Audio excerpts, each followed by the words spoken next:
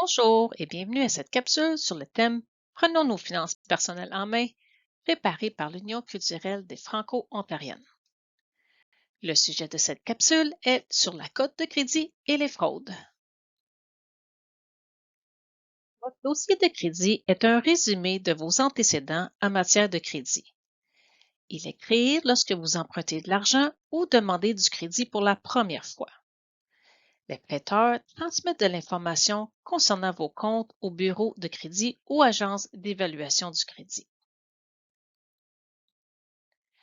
Votre code de crédit, aussi appelé pointage de crédit, est un numéro de 3 chiffres tiré de l'information comprise dans votre dossier de crédit. Elle indique comment vous gérez le crédit et le risque que vous présentez pour les prêteurs. Votre code de crédit est calculé à l'aide d'une formule mathématique reposant sur votre dossier de crédit. Veuillez noter aussi que vous obtenez des points si vous utilisez votre crédit de façon responsable. Vous allez perdre des points si vous avez du mal à gérer votre crédit et votre cote de crédit évolue au fil du temps lorsque votre dossier de crédit est mis à jour. Il n'est pas possible de connaître exactement comment votre cote de crédit augmentera ou baissera selon vos activités. Les bureaux de crédit et les prêteurs ne partagent pas les formules qu'ils utilisent pour calculer la cote de crédit.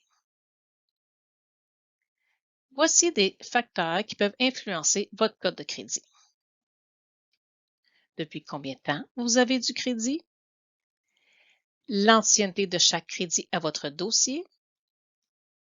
Si vous reportez un solde sur vos cartes de crédit. Si vous oubliez d'effectuer des paiements. Le montant de vos dettes en cours. Si vous avez presque atteint ou dépassé votre limite de crédit. Le nombre de demandes de crédit récemment présentées. Le type de crédit que vous utilisez. Si vos dettes ont été transférées à une agence de recouvrement et tout dossier d'insolvabilité ou de faillite. Les prêteurs établissent leur propre ligne directrice pour la cote de crédit minimum requise pour emprunter de l'argent. Si vous avez une bonne cote de crédit, vous pouvez être en mesure de négocier des taux d'intérêt moins élevés. Par contre, lorsque vous commandez votre cote de crédit, elle peut être différente que celle produite par un prêteur. La raison est que le prêteur peut accorder plus d'importance à certaines informations. Cette importance affecte le calcul de votre cote de crédit. Prenez note qu'il peut s'écouler 30 à 90 jours avant de mettre votre dossier à jour. Voici un graphique vous indiquant les différentes cotes de crédit.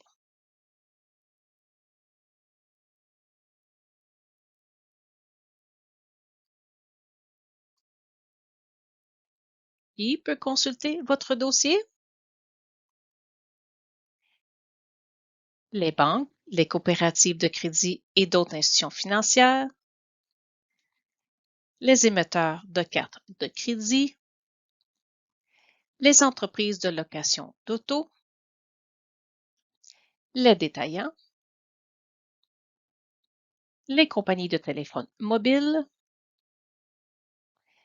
les compagnies d'assurance, les gouvernements, les employeurs et aussi les locataires. Voici quelques raisons pour consulter votre dossier. Vous prêtez de l'argent, recouvrez une dette,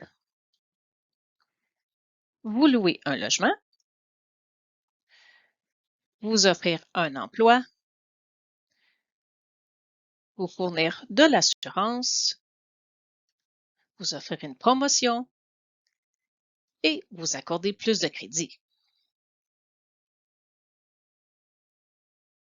Voici quelques informations personnelles qui peuvent se retrouver sur votre dossier.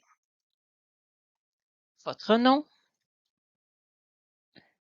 votre date de naissance, votre adresse actuelle et vos adresses précédentes, votre numéro de téléphone actuel et vos numéros de téléphone précédents, votre numéro d'assurance sociale, le numéro de votre permis de conduire,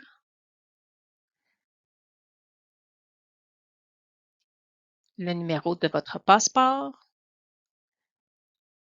le nom de votre employeur actuel et celui de vos employeurs précédents, ainsi que le titre et le nom de l'emploi actuel et antérieur occupé. Voyons maintenant les informations qui apparaissent sur votre dossier. Les paiements avec insuffisance de fonds ou chèques sans provision, les comptes chèques et les comptes d'épargne fermés à juste titre pour raison de fraude ou de dette impayée, le crédit que vous utilisez, dont les cartes de crédit, les cartes de détaillant ou de magasin, les marges de crédit et les prêts, une faillite ou une décision judiciaire contre vous en matière de crédit, les dettes envoyées à une agence de recouvrement, les demandes de renseignements de prêteurs et d'autres qui ont voulu consulter votre dossier de crédit au cours des 3 dernières années. Les éléments enregistrés, comme un privilège sur une auto ou une maison, qui permet au prêteur de la saisir si vous n'effectuez pas vos paiements. Les remarques, y compris les déclarations du consommateur, les alertes à la fraude et les notes pour vérification d'identité. Sur votre rapport, avec chacune des informations de crédit, il y a une lettre et un chiffre qui apparaît, soit I pour crédit à tempérament, R pour renouvelable, O pour ouvert, M pour hypothèque.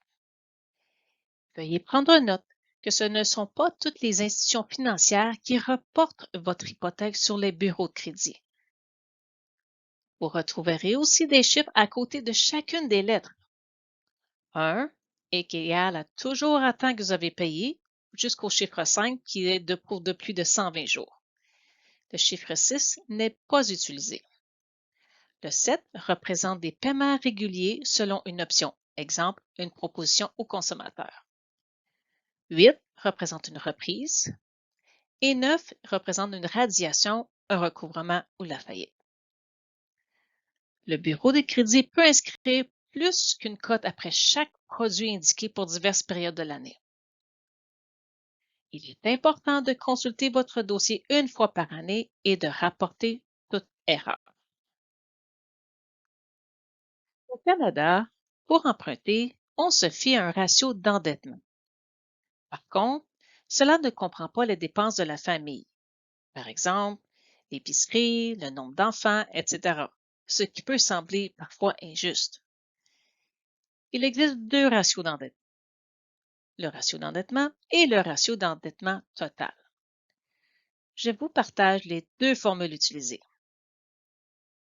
La formule du rapport d'endettement de la dette qui comprend le capital, le montant d'hypothèque, les intérêts, les taxes municipales, plus le chauffage, divisé par le revenu annuel brut.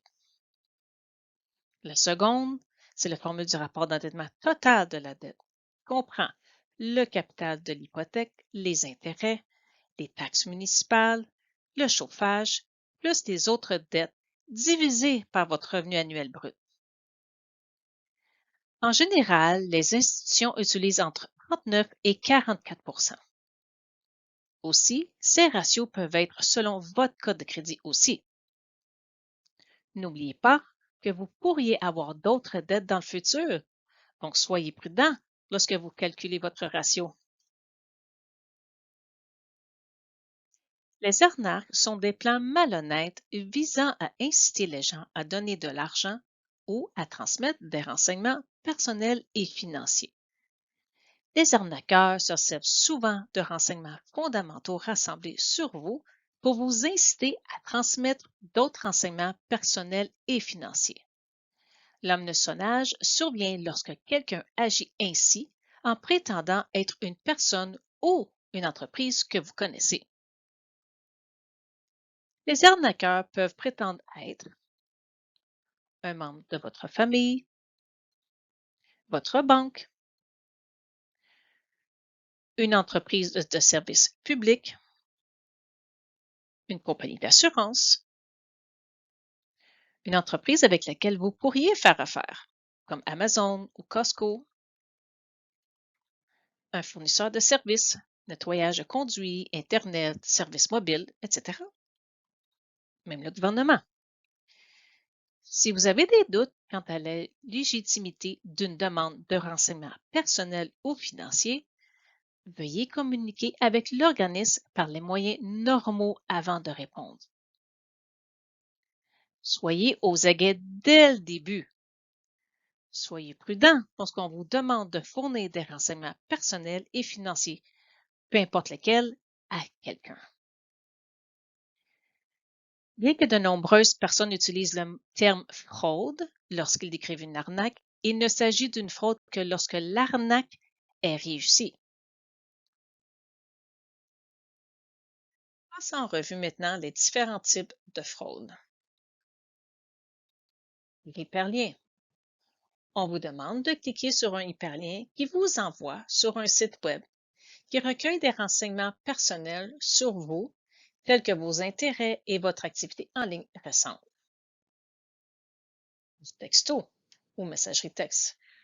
Vous recevez un message texte d'un arnaqueur qui vous demande des renseignements personnels et financiers par messagerie texte ou vous demande de cliquer sur un lien qui vous envoie sur un site web pour tenter de soutirer vos renseignements personnels et financiers, tels que vos noms complets, date de naissance, renseignements bancaires ou carte de crédit, etc. Par téléphone. Vous recevez un appel d'un arnaqueur qui vous incite à lui donner vos renseignements personnels et financiers. Souvent, ces arnaqueurs ont l'air pressés ou vous demandent d'agir immédiatement. Un courriel. Vous recevez un courriel d'un arnaqueur qui se fait faire passer pour une institution ou une entreprise connue avec un hyperlien ou un document à télécharger conçu pour recueillir vos renseignements personnels et financiers. Par les médias sociaux. Vous recevez des messages dans les médias sociaux qui prétendent provenir du soutien à la clientèle, vous demandant de transmettre des renseignements personnels et financiers. Il existe aussi un code QR. Vous recevez un code QR, d'habitude par courriel, qui vous envoie sur un site web malveillant conçu pour recueillir vos renseignements personnels. Voici quelques exemples. Par téléphone, vous payez trop d'intérêts sur votre carte. Ou votre petit-fils est pris dans un autre pays et ne peut pas revenir. Dans ce cas-ci, rappelez votre famille pour confirmer et dites-le à personne au téléphone que vous allez contacter la famille. Un autre très populaire aussi. Le gouvernement vous doit de l'argent. Soyez prudent. Vous devez aussi de l'argent au gouvernement, sinon c'est la prison. Malheureusement, les sites sont de plus en plus convaincants. Regardons quelques signes d'une arnaque. De la pression à prendre une décision rapide, soit pour le lendemain ou sur le moment, avec de menaces si vous ne le faites pas. Une demande de garder le tout confidentiel et de ne pas transmettre les détails aux autorités locales, ni à la famille ou aux proches. Des messages urgents vous demandant de communiquer avec l'expéditeur immédiatement. Une demande de fournir l'argent en format inhabituel, tel qu'une carte de cadeau, des bitcoins, une carte de crédit prépayée. Un courriel d'un expéditeur inconnu contenant un lien ou une pièce jointe. Une demande par courriel ou téléphone de renseignements financiers tels qu'un numéro de carte de crédit, l'information de votre compte bancaire et un numéro d'identification personnelle, votre NIP. une demande par courriel ou téléphone de renseignements personnels tels que le numéro d'assurance sociale, la date de naissance et les réponses de sécurité. Voici quelques conseils.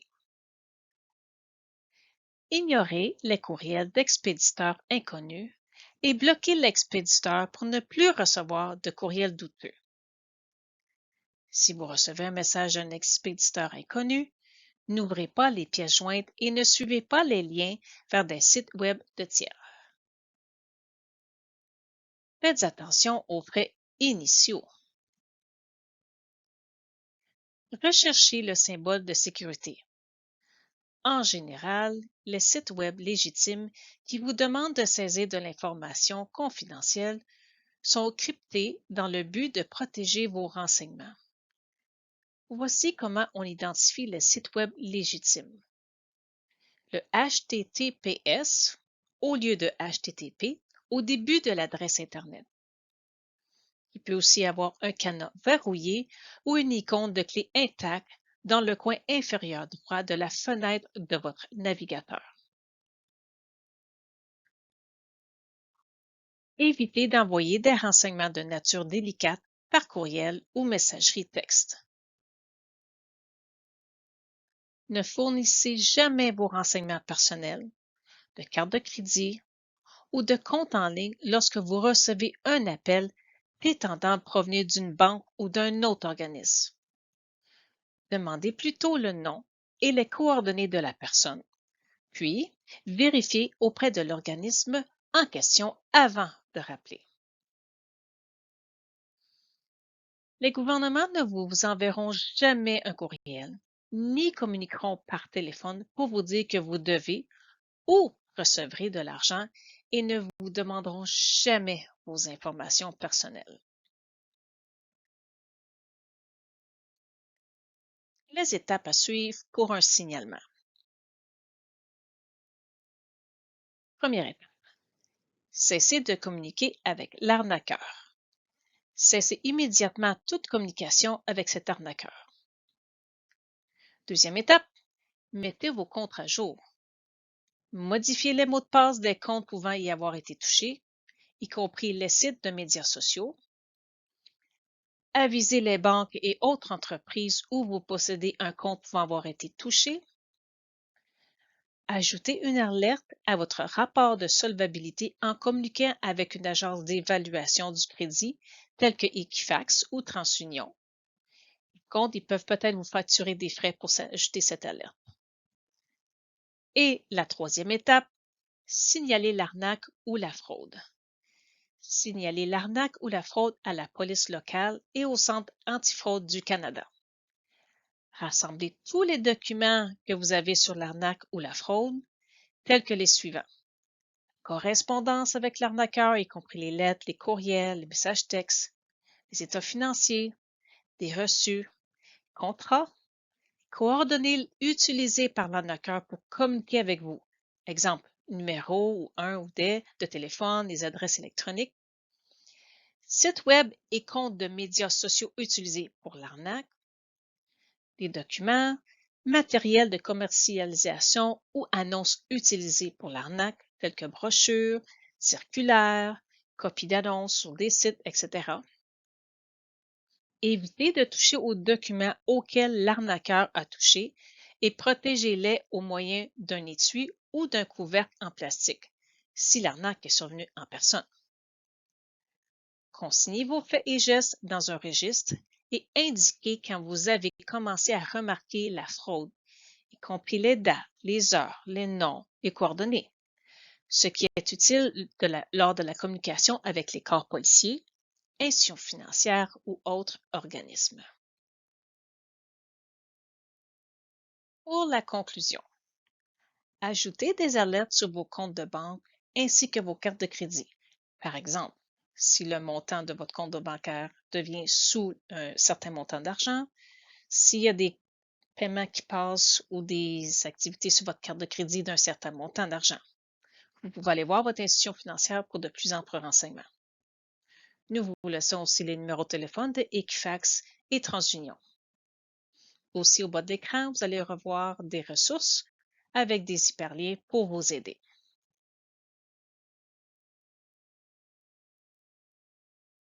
Ce projet est rendu possible grâce à la participation financière du gouvernement du Canada.